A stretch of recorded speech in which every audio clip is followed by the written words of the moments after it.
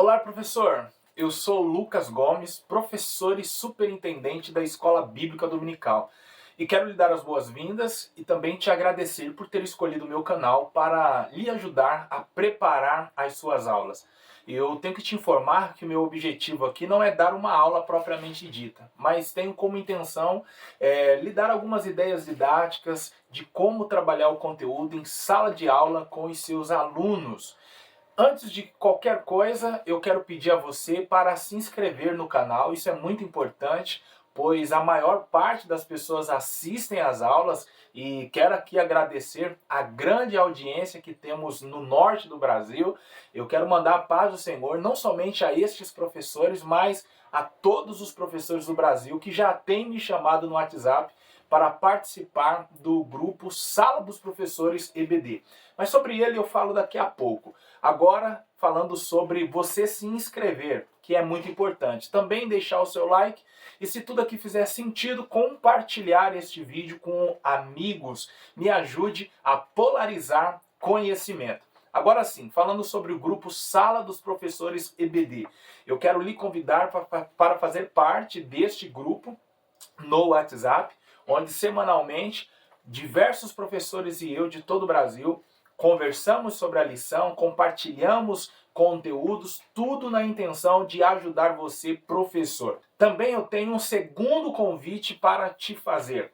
Abaixo, além do meu número do WhatsApp, para que você me chame e participe do grupo, também está o link para o curso Cartas Paulinas.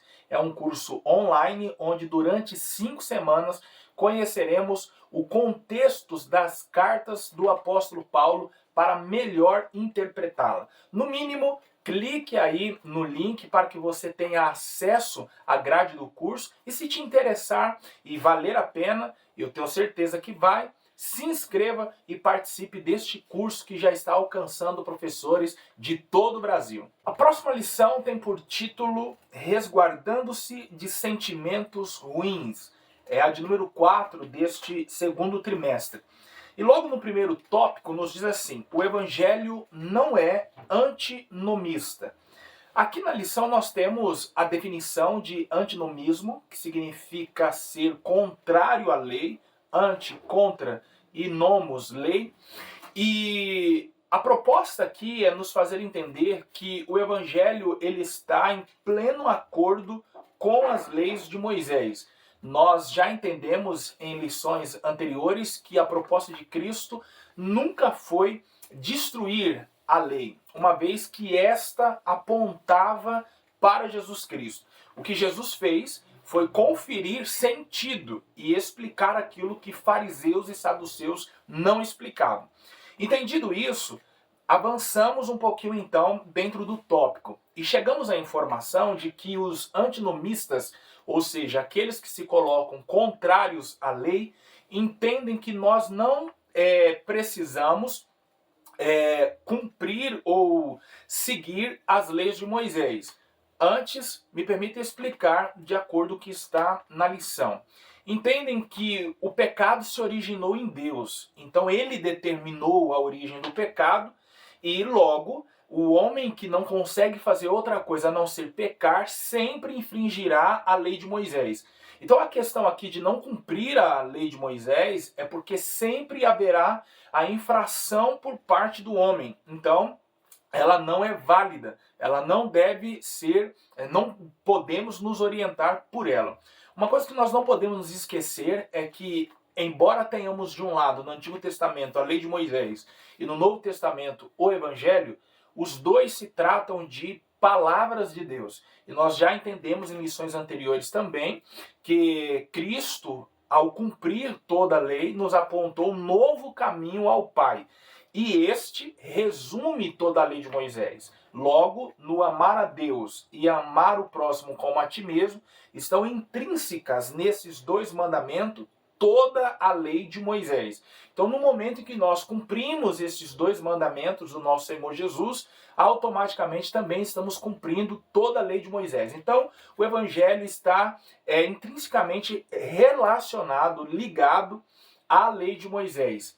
Uma segunda questão também é que os antinomistas entendem que a lei é contrária ao evangelho. Isto porque eu poderia aqui dar um exemplo a você, professor. Porque enquanto a lei manda matar, o evangelho manda ou propõe a vida. Então, estamos diante do que aqui? Tanto lei quanto evangelho foram dados por Deus. Foi uma forma de Deus alcançar o homem e fazê-lo entender do que mais ele necessitava. O homem não necessitava de lei, o homem necessitava de Cristo. Então, tanto lei quanto o evangelho apontam para uma única pessoa, Jesus Cristo. Sendo assim, embora a lei mandasse matar, ela tinha como proposta também preparar para o pecador um substituto, e este era o Cordeiro. Então a lei revelava o Cordeiro, assim como o Evangelho não revela um animal, um cordeiro, mas sim Jesus Cristo. Então, a partir do conhecimento e do entendimento que temos da lei de Moisés, podemos compreender o que é o Evangelho. Logo, o que nós nos deparamos aqui é que, enquanto o Evangelho é as boas novas, as boas notícias, as leis, elas traziam as más notícias. E quais eram?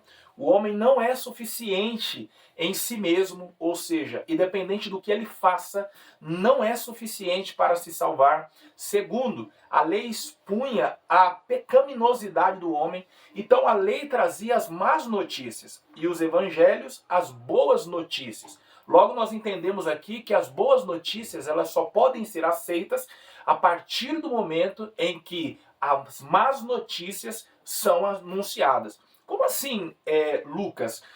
Leia Romanos. Paulo começa falando sobre a depravação do gênero humano, para depois falar da justificação em Cristo. Logo, se nós procurarmos um exemplo mais prático ainda, iremos entender que alguém só tomaria qualquer remédio que faria uma boa ação em sua saúde se descobrisse antes que está doente. Então, por melhor que seja o remédio, ninguém vai tomar simplesmente porque o remédio é bom, mas ele vai tomar porque ele entende que está doente ou que vai morrer. Então, a lei expunha a doença do homem, expunha as feridas do homem. Então, o homem só aceitará o evangelho de Cristo a partir do momento que ele entende que é inimigo de Deus, a partir do momento que ele entende que está para morrer. Aí nós conseguimos estabelecer uma relação entre lei e evangelho e entender que um depende do outro. Ainda no primeiro tópico que temos sobre a lei e o evangelho é o que Jesus fez com a lei. Ele, em um primeiro momento, fez uma retrospectiva, ele deu ênfase, ele fez uma exposição e ampliou o conceito da lei. E aí, na lição, nós temos aqui um exemplo. Quando Jesus fez uma retrospectiva da lei, no momento que ele diz, ouvistes o que foi dito aos antigos. Então, Jesus está fazendo uma retrospectiva do mandamento. Em que momento Jesus dá ênfase à autoridade da lei? Quando ele diz assim, porém vos digo. Então Jesus ele não está invalidando o mandamento. Jesus está reafirmando o mandamento. Em que instante Jesus faz a verdadeira exposição do texto? Quando ele cita novamente o mandamento. Em que momento ele faz a ampliação do entendimento? Em que momento Jesus dá a interpretação correta da lei? Quando ele relembra o mandamento e diz, os antigos disseram, não matarás, mas eu vos digo, qualquer que se encolerizar contra o seu irmão, já cometeu no seu coração o homicídio, já matou esta pessoa dentro de si.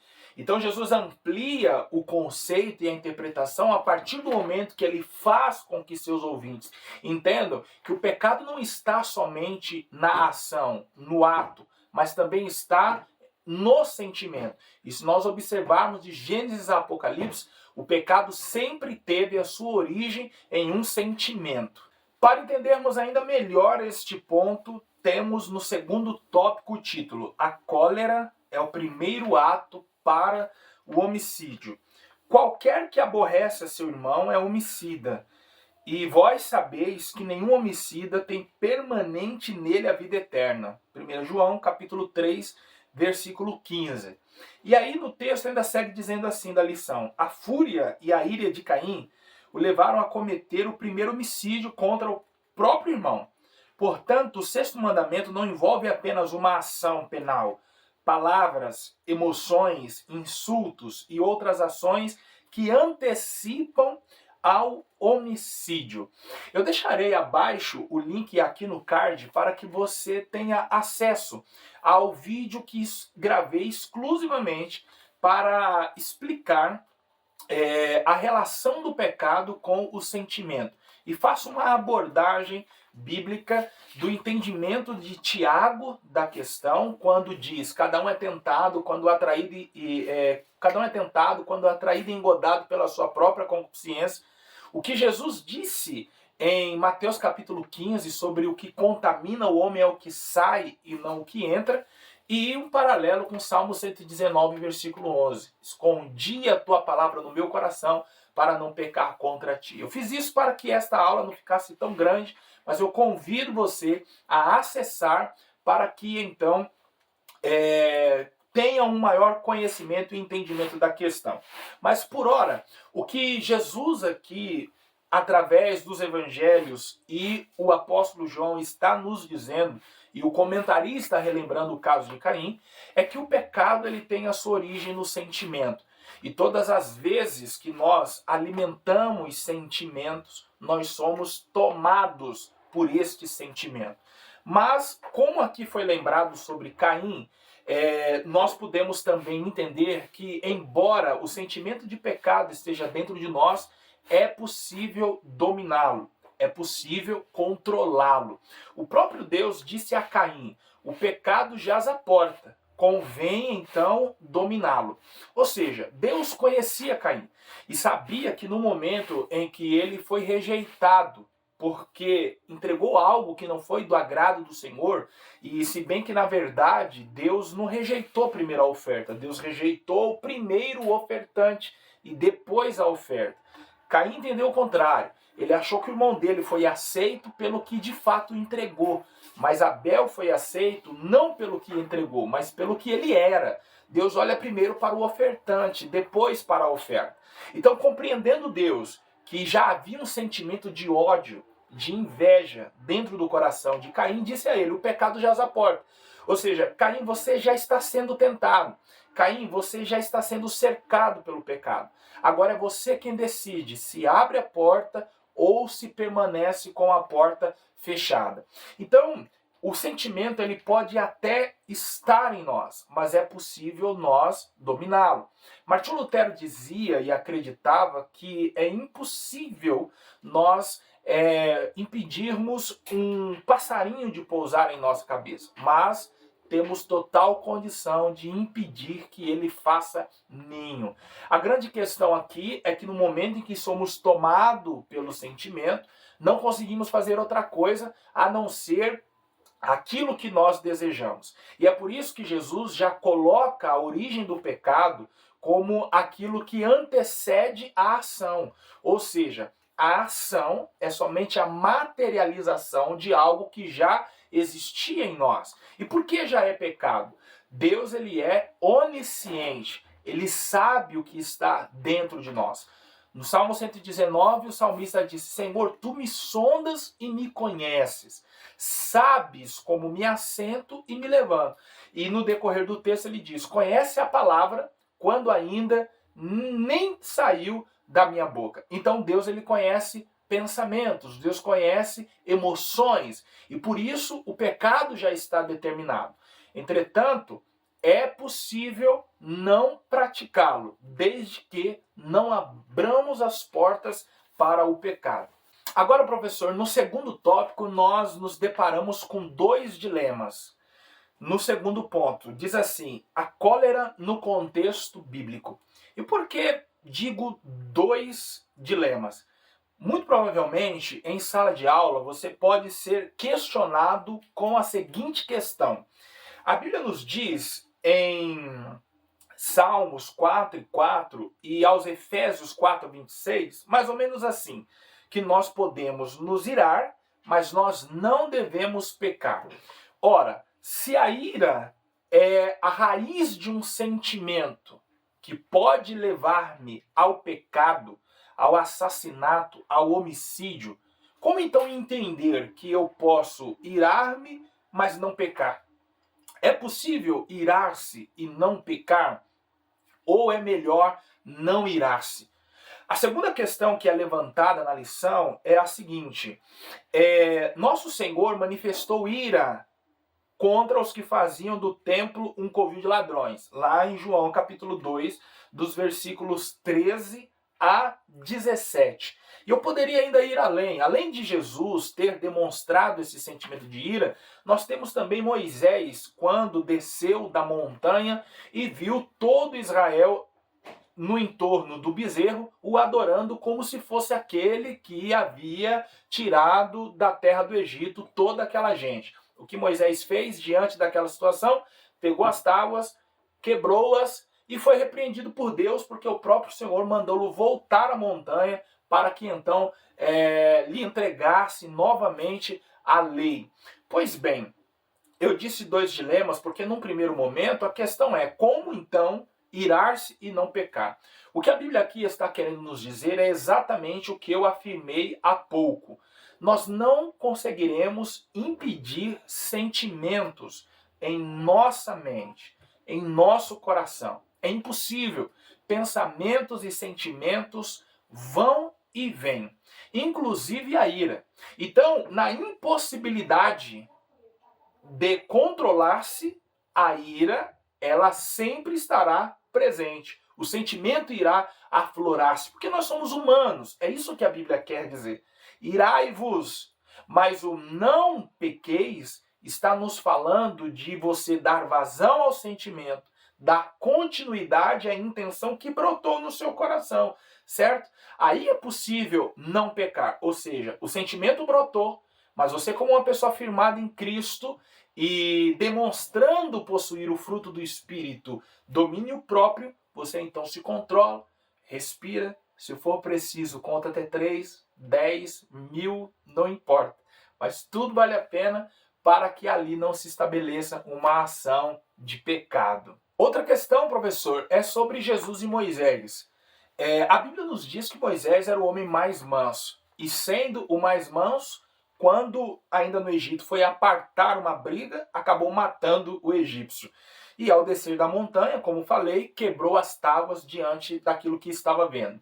E o que falar de Jesus quando entra no templo, vê aqueles que compravam e vendiam, faz um chicote, derruba as mesas dos cambistas e expulsam os que estavam ali comprando e vendendo. Será que Jesus e Moisés deram vazão à ira que estava no seu coração? A grande verdade é que nem mesmo Moisés e nem Jesus foram tomados pela ira e por isso agiram daquela forma. O que nós temos aqui neste caso, e por isso que eu disse que poderíamos ter um problema em sala de aula, uma vez que o autor levanta a questão, mas ele não trabalha a questão no texto. E por isso estou aqui te explicando para que, se caso isso surja em sala de aula, você tenha como responder. Nem Jesus e nem Moisés foram tomados pela ira e por isso agiram daquela forma.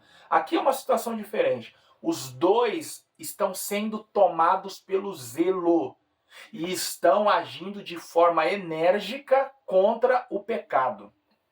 Certo? O próprio Jesus declara isso.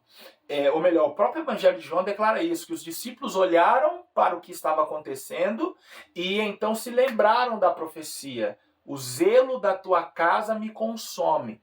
Então, nós temos aqui duas posturas diferentes. Uma pessoa que dá vazão à ira, ela só vai fazer bobagem, certo? Da qual se arrependerá depois. Foi o caso de Moisés no Egito. Ele deu vazão à ira e ele matou um homem. Agora, quando ele desce da montanha e quebra as tábuas, não foi uma ação da qual se arrepender.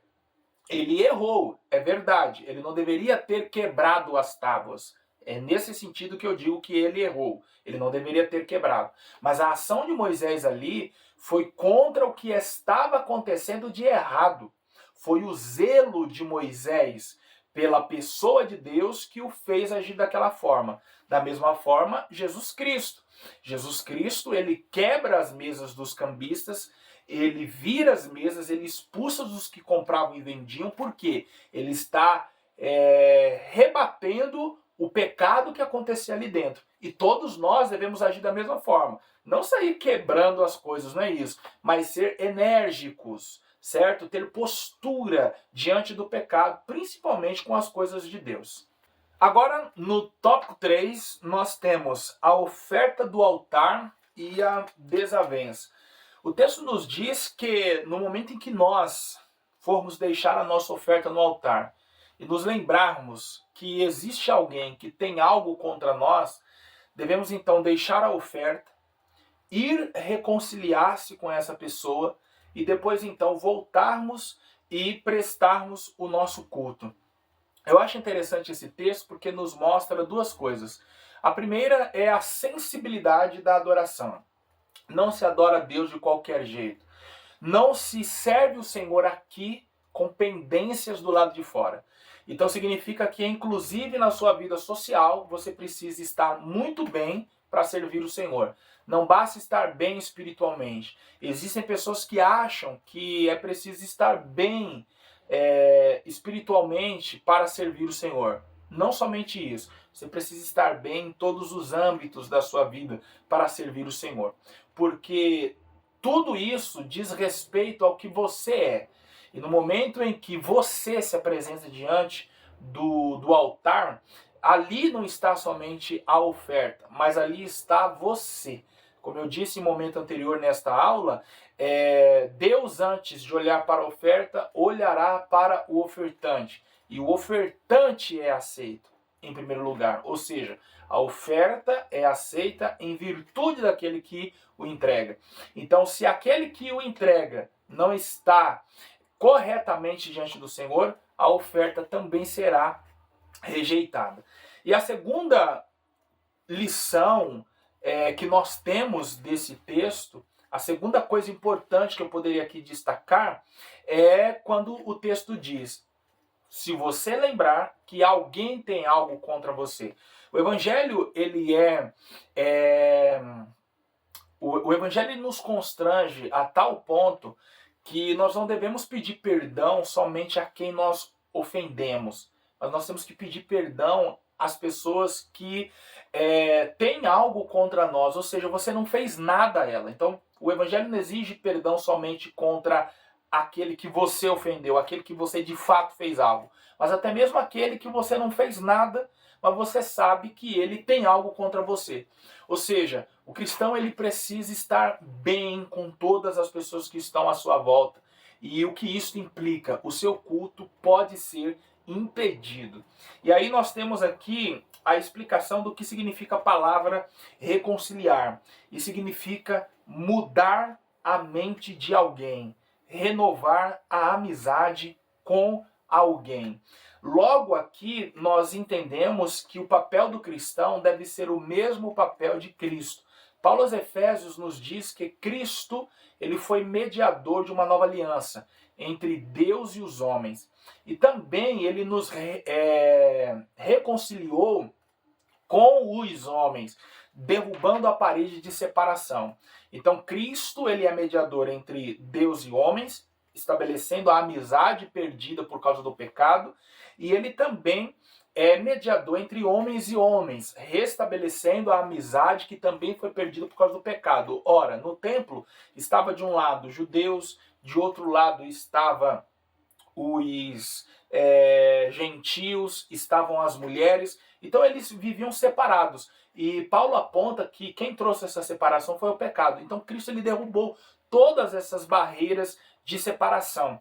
Pois bem, sendo assim, no momento em que você descobre que alguém tem algo contra você e você vai lá para se reconciliar, você está indo então para renovar a amizade. Isso é preciso porque diante do altar você está demonstrando uma amizade com Deus.